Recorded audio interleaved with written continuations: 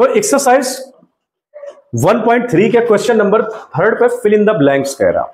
Fill in the blanks, ये जितने भी गिवन है क्वेश्चंस ये डिवाइड के हैं और आपको क्वेश्चंस में कह रहा ये जो ब्लैंक्स हैं इनको फिल करो।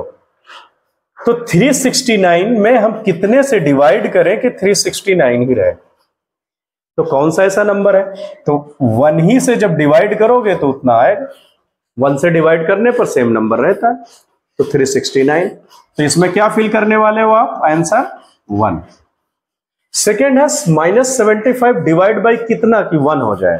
तो किसी नंबर को उसी से डिवाइड कर दो तो कितना आता है? 1।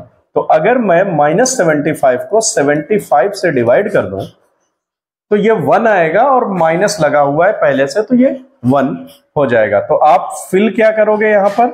75। आंसर कितना होगा इसका? 75। सी पार्ट में -206 और इक्वल में कितना चाहिए? 1। यानी कितने से डिवाइड करें कि 1 हो जाए? तो आपको मालूम होना चाहिए कि उसी नंबर को उसी से डिवाइड कर दो 1 आ जाता है।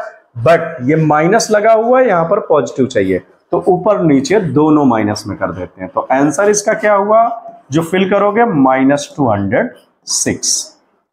नेक्स्ट है -87 और आपको -87 चाहिए ही, मतलब रिजल्ट भी है। तो हम किससे डिवाइड कर दें कि वही सेम रहता है? वो है नंबर 1। तो इसका आंसर कितना आएगा? 1। नेक्स्ट है हम 1 से कितने में डिवाइड कर दें कि -87 हो? तो जानते हो आप कि कोई भी आंसर तभी वो पॉसिबल है उस 1 से डिवाइड करने पर वही नंबर आता है। तो -87 में ही डिवाइड करोगे 1 से तो 87 ही रहने वाला है। ओके। 48 से कितने में डिवाइड करो कि 1 आए? तो 48 को 48 से करोगे। अब ये -1 है तो यहां पर माइनस करना पड़ेगा, 2 में से 1 तो माइनस होगा तभी तो नेगेटिव आएगा। तो यहां फिल क्या करोगे आप? -48। नेक्स्ट है जी पार्ट में 20 को किससे डिवाइड करें? 2 आए तो हमको पता है 10 2 20 होता है, बट माइनस है यहां तो दोनों में से एक माइनस करना पड़ेगा। तो आंसर कितना आएगा? -10। फिर है 4 से हम कितने में डिवाइड करें कि -3 है? तो 4 3 12 होता है, तो यहां पर हम लिख देंगे क्या? 12, बट -3 चाहिए तो 2 में से एक माइनस होना चाहिए। तो कितना यहां पर फिल करेंगे हम? -12। तो ये सब फिल कर लो आप। तो बच्चों नेक्स्ट क्वेश्चन में आपको कह रहा है कि आप कोई पेयर ऐसे बनाइए जिसको डिवाइड करने पर -3 हो। जैसे एक आपको हिंट दिया है एक पेयर 6 - 2। क्वेश्चन में कह रहा है कि 6 - 2 हम आपको दे रहे हैं और इसको डिवाइड करने पर -3 हो रहा। तो ऐसे 5 पेयर और आप बना करके दीजिए हमें जिसका रिजल्ट -3 है। तो कोई भी पेयर बना लो जिसके टेबल में 3 टाइम्स आ रहा हो। जैसे मैं 24 यहां पर कर दिया तो ये किसका है? 8 3 तो 8। अब यहां पर -3 चाहिए मुझे, सभी में -3 लाना है, वो पेयर ढूंढना है। तो ये दोनों पॉजिटिव तो पॉसिबल है नहीं। तो अभी थोड़ी देर पहले मैंने बताया 2 में से 1 को माइनस कर लो तो क्या हो जाएगा? वो माइनस में रिजल्ट आएगा। दोनों माइनस होंगे तो प्लस का रिजल्ट आएगा। अब कोई भी 3 टाइम्स वाले टेबल में लिख लो, जैसे 18 6 3 18 होता है, तो -18 और 6 एक पेयर हो गया जो -3 देगा। तो एक पेयर ये हो गया, एक पेयर ये हो गया। ऐसे थर्ड ढूंढ लो कोई भी, जैसे 12 किसका होता है? 4 3 12, तो ये माइनस का मैंने लिख दिया। तो ये रिजल्ट कितना देगा डिवाइड करने पर? -3।